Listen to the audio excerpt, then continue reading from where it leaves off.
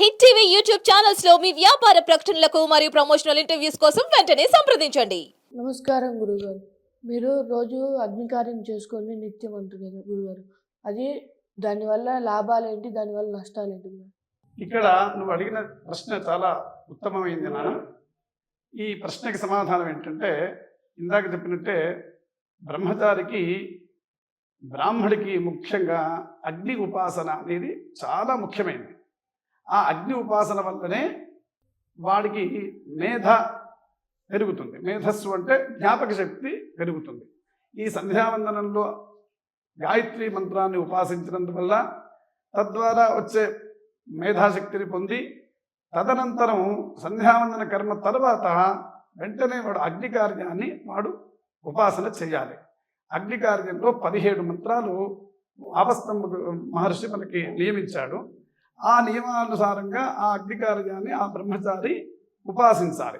అట్లాగే ఆ అగ్నికార్యం చేసుకున్నందువల్ల వాడికి వేదాధ్యయనంలో గురువుగారు ఎప్పుడైతే పాఠం చెబుతుంటారో ఆ పాఠానికి వాడికి శ్రద్ధ కలిగి వాడు ఇంకా వేరే విషయాల వైపు వెళ్ళకుండా వాడికి తిష్ట అంటే ఒక నిష్ఠగా ఉండి వాడు ఆ అగ్ని కార్యంలో ఆ అగ్నికి వేసిన సమిధ ఆ అగ్ని దేవుడు ఏ దేవతకి నువ్వు సమిధ సమర్పించావో, హోమంలో నువ్వు హుతం చేశావో ఆ దేవతకి తీసుకెళ్ళి ఆ యొక్క ఆ ఉపహారాన్ని ఆహారంగా దేవతలకు ఇస్తాడు.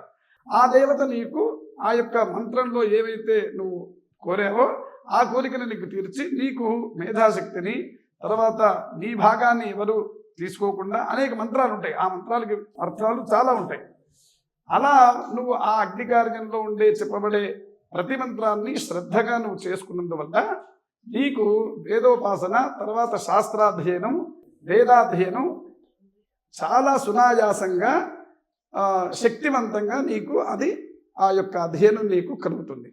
దీనివల్ల నువ్వు చాలా యశస్సు పొంది దానివల్ల వచ్చే శక్తిని పొంది ఆ శక్తి ద్వారా నువ్వు ఇతరులకు కూడా నీ యొక్క శక్తిని నువ్వు అందరికీ పంచవచ్చు. అందుకని నువ్వు తప్పనిసరిగా అగ్నికార్యం చేసుకొని తీరాలి.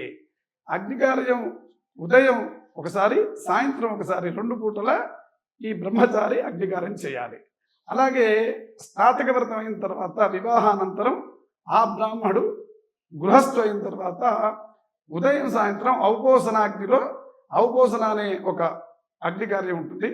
ఆ ఔపోసనాగ్ని గృహస్థు చేయవలసి ఉంటుంది. ఆ తర్వాత ఒక్కొక్క మెట్టు ఎక్కుతూ ఈ అగ్ని ఉపాసనని మాత్రం తప్పనిసరిగా బ్రాహ్మణుడు ధరించి ఉండవలసిందే. దీనివల్ల ఆ యొక్క నియమింపబడిన విధి నిషేధాలు అంటారు.